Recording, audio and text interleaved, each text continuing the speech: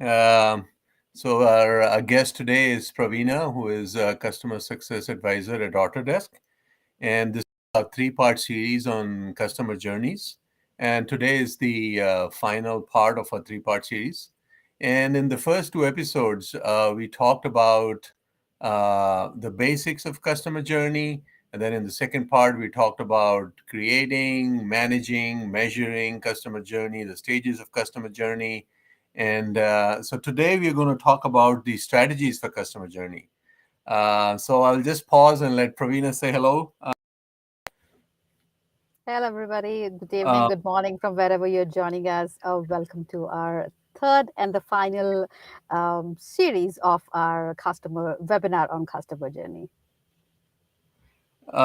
Thanks, Praveena. So actually, one of the things that, just to start this session with, why do you need, what are strategies for customer journey? Why should success manager care? And how can we use tools and technology for in these strategies? All right.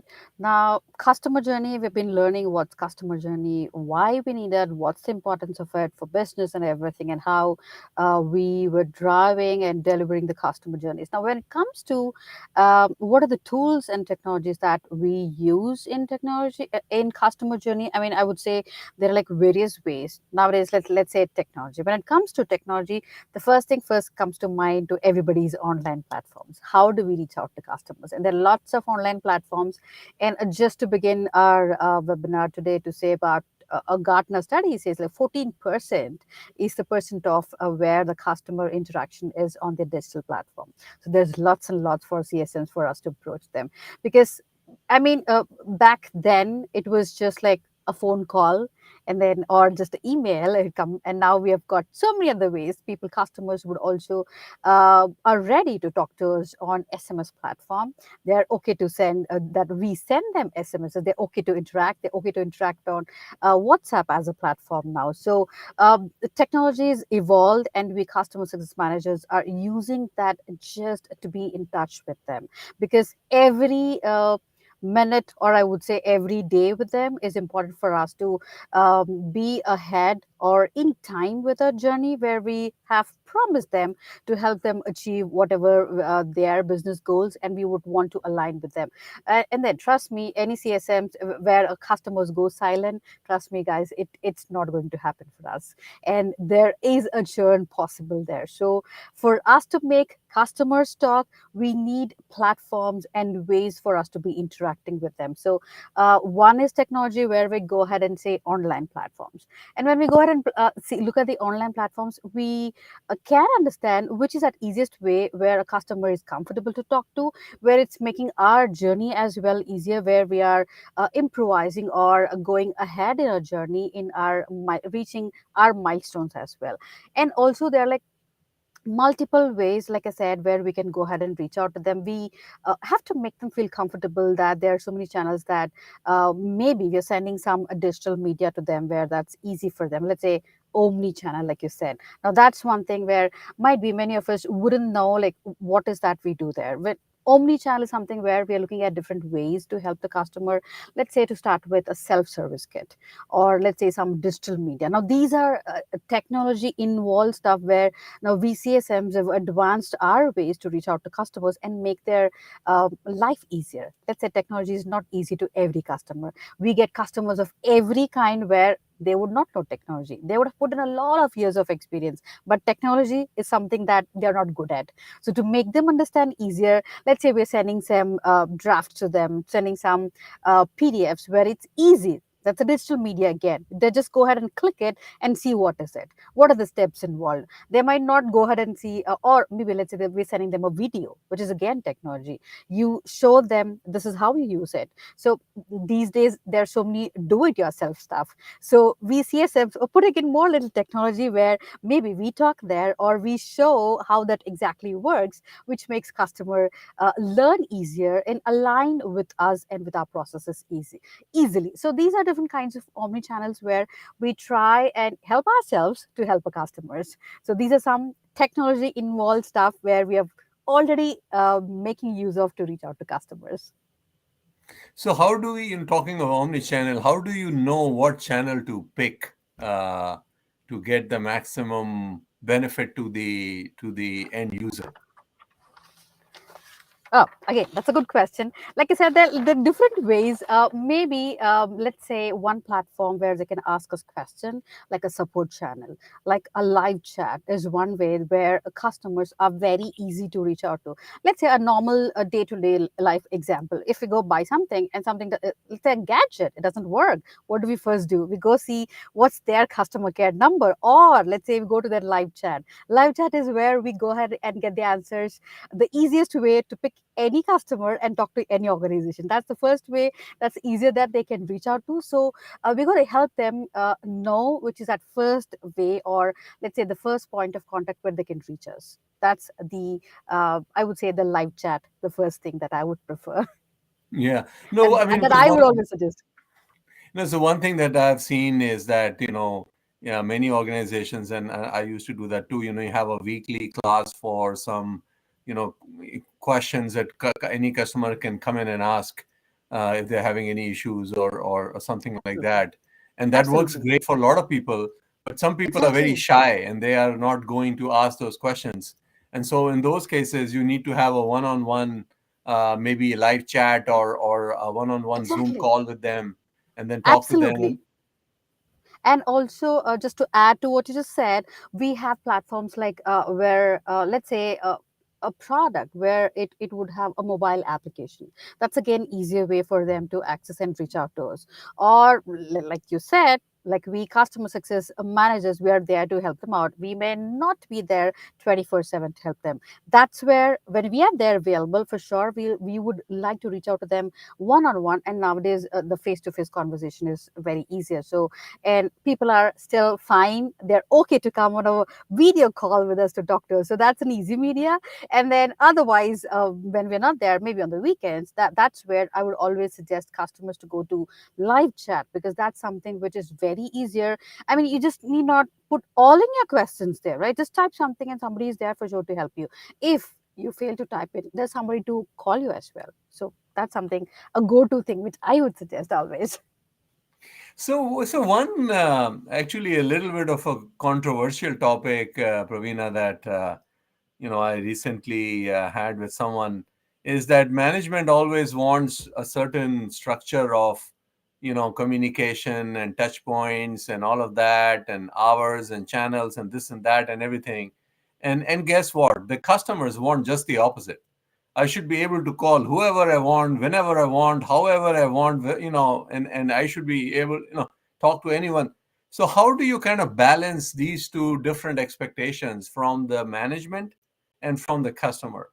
And because the CSMs are kind of caught in the middle of this struggle, so to speak. And what are some of the ways that you have seen people balance it out? I mean, so true. I wouldn't deny to what you just asked me or what did we talk about it, because I, as a CSM, of course, sorry about that. We also do have certain, we for sure have certain touch points that we need to be talking to customers, or maybe let's say certain number of emails, certain number of calls that we have to do. I mean, what I would suggest is that if a customer is not ready to talk to you always, let's say a first round of call that we have, make sure we try to make them understand the best possible things, or the easiest way to make them understand. That's where I think maybe we would lag in meeting those touch points of a CSM where we are supposed to do. But then I would say if a customer is not ready, make sure you use that first call and not pick their brains a lot, but easier way to make them understand. Or maybe let's say we have make them understand the 50% of the process, and then let's say we would like to connect with you and it's easier for you to digest as well, and then we can reconnect maybe a day or the day later, and then we can finish it so that you are able to understand it possibly. So that I think that will become a two touch for us, and again our customer is comfortable because we have left something for a customer to come back to us. We have not told them completely what exactly it is, we're giving them time to understand stuff, and then we're making them to come back to us. So that way, at least we can have a continuous conversation with them, and also see to it that we're somewhere matching our touch points as well. But again, I would rather say that management would shouldn't be so strict on us that if the customer is able to use any kind of service or product perfectly and happily without any hassle, I think that is where the purpose is solved. And again, they would not be on us on the touch points. I think that is something where we can keep them interactive and let us purpose also solve there. Yeah, no, I mean, just to add to that, I mean, I think CSMs have to kind of manage both sides. Sometimes you have to talk to management Absolutely. and convince them, and sometimes you have to talk to the customers and end users Totally. Totally. and help them understand why some of these things are for their best benefit. So I think both of them play a important role. So A moving crucial on, role rather. to you're talking of end users and customers, customer feedback, and sentiment analysis and nature. So what role does that play in creating a successful customer journey? That's a great question. Customer feedback is very, very important, and that plays a crucial role in a customer's. From their perspective as well as an end user, to give them feedback to their own management and to us as CSMs. It's very, very helpful for us to know how our customer journey was with a customer, for us to understand where do we stand, what did we lag, and where is that something that we have to improve, because feedback is something, let's say we've given a very good customer journey, we had a very good interaction with them, onboarding was good, they started using a product well, a service as well, their I would say their adoption is good, their utilization good, but what if they don't like to give a feedback? We have failed there. A CSM is failed in that experience there, in that scenario, because we did everything good, but they're not ready to give us a feedback. Doesn't really make any sense with that specific customer, because we are not getting any usage there. There is no mouth referrals happening there. Word of mouth is not happening. There's nothing happening, but the customer is happy. There's no feedback that we received. We're not going to end up anything with that. In that's way, the customer feedback is very important, because that helps an organization who is serving the customer to know what is the level of the assistance that we're giving to customer, and where as an organization we stand, and how are we good enough to pick the pain points of customer, how are we delivering them. So feedback plays a very important role in an organization perspective, and as a CSM, and also for a customer, because let's say we've invested X amount of money, are they really getting fully advantage of it? Is that giving them value? Are they seeing any value using a product or a service? Even they are bound to give a feedback to their own management on the investment. That is, ROI is what they expect. Similarly, feedback is very important for a customer success manager, because we are measured on that. That's important for us as well. So there's different ways where we take that. Could be an email, could be somewhere a review where they can help us understand, or let's say the surveys. Let's say after on onboarding, we send them a survey link where it'll be for them to understand a few questions, that how was our journey with them, or how was our process, was it easy for them, was a CSM helpful for them, was a CSM able to understand their pain points, was a CSM helpful in answering their questions. So all of these plays customer feedback is totally important for organization, for the business in total. So should CSMs, use or look at tools that help you do sentiment analysis in a real time fashion, where there are tools available where you could run an email or even connectors for looking at chat messages from customers and analyzing those. And I was recently in a conference where someone talked about that is something that is coming up, especially with AI and all of that. Is that something CSMs should be aware of? Absolutely. Because what happens, like I said, in a first scenario, what if a customer doesn't want to give a feedback, right? We ourselves wouldn't be able to judge ourselves. Where are we? I mean, what is good that we're doing and what is something that we are lacking? Where is that improvement area for us? So, like you brought up a point, a very good point. AI is a new trend everywhere, be it in CSMs, I mean, the journey, or be with customer, or be with any business. So, what happens, like you said, we have so many connectors, we ourselves use so many softwares internally to understand the health score of a customer, because there are a few customers, a bunch of customers I would say, who would really not open up only for feedback. I say, oh, it's okay, Pravina, we're good. That's what they would like to say. They don't want to write it up anywhere or bring it up anywhere. So AI or any tools that help us to know these scores, or let's say health of a customer life cycle, is very important, because that raises a red flag, and that is important to us, for us to know that there's something wrong happening. We got to get back to the customer, because any CSM, I would say, trust me, they would handle just not like 1 to 10 customers. They would handle much more than that. Depending on the organization, depending on the kind of products or service they're doing, they handle multiple customers, and it becomes difficult for us as well to have a track of it. But yes, when, like you said, if we have something software or something, some tool which is analyzing, let's say AI, or softwares like, I would say Salesforce helps you to know the health of a customer, within where we integrate with that. And then softwares like Churn Zero, I personally have used it, so that gives you health of a customer, where you can put them into red, yellow, and green. Red, of course, we know that's a red flag. Something is wrong. Either they're looking at your competitor, or they are not at all using you. That's a red flag again. Yellow, they're using it. They're okay, not using it completely, but yes, Pravina told us this, or Shankar told us this. We are fine with it. That's it. They forgot it. So they sit in the yellow zone for quite some time, and they're happy. They're not doing much. Green is something, they're very active customers. They're good for us, no risk. And all of these adds up to our renewals as well, because that's the final stage in our customer journey. Renewals, all of these health score for customer is important, because that again is raising a flag for us to pick up those customers who are, let's say, in yellow. Pick up them and try to see where what improvisation can be done to put into the green zone, and then look at the red, try to put them onto yellow at least. So at least that the risks involved there are reduced to a certain percentage. But yes, these tools are really, really helpful. I personally use those in my own experience, professional experience. I've been using it. That is real help for us.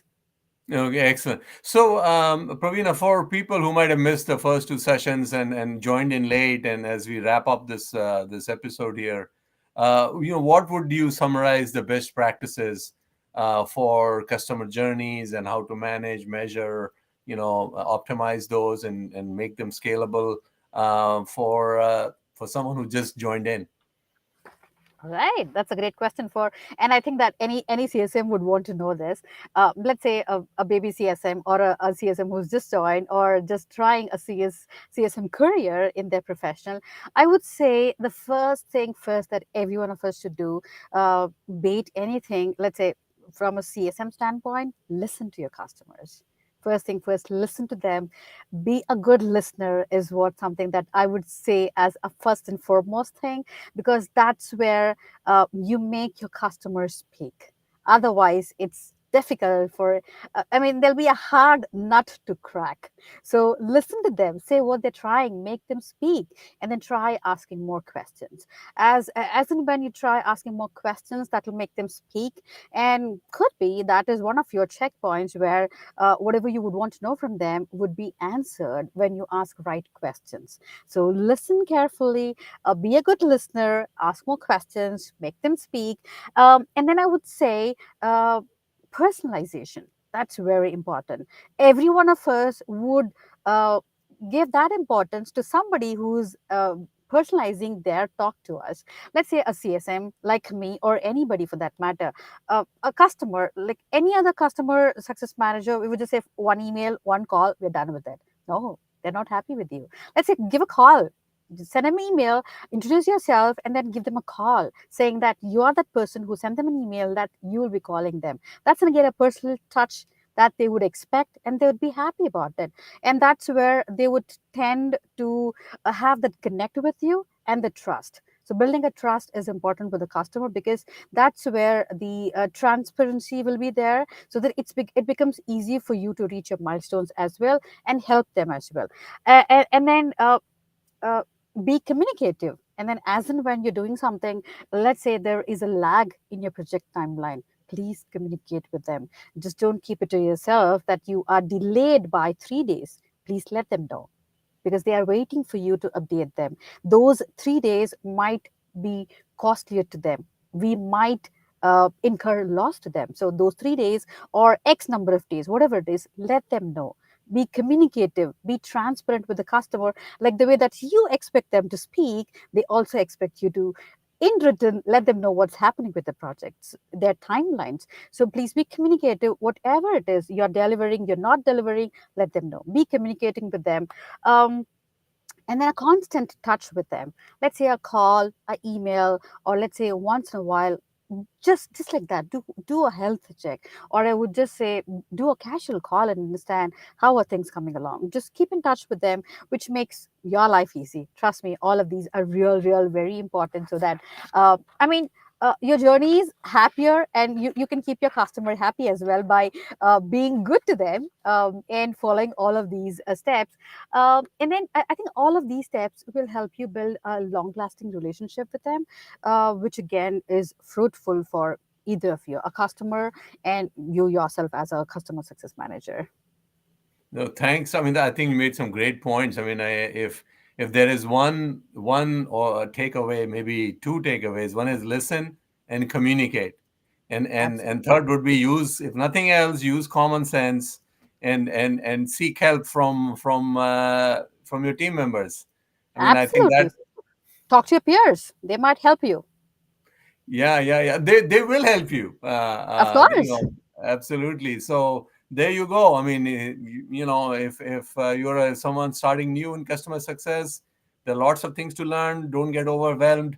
Start from the Absolutely. basics. And Pravina just listed out some of the basics. And if you stick with the basics, you can succeed in your career. Totally. So thank you again, Pravina, for your time, and for people listening or hearing this, please like, subscribe us on LinkedIn, YouTube, Twitter, and we will join again with a new series next week. And thank you so much, Pravina, one more time. Thank you, Shankar. Thank you, everybody. Take care. Bye bye.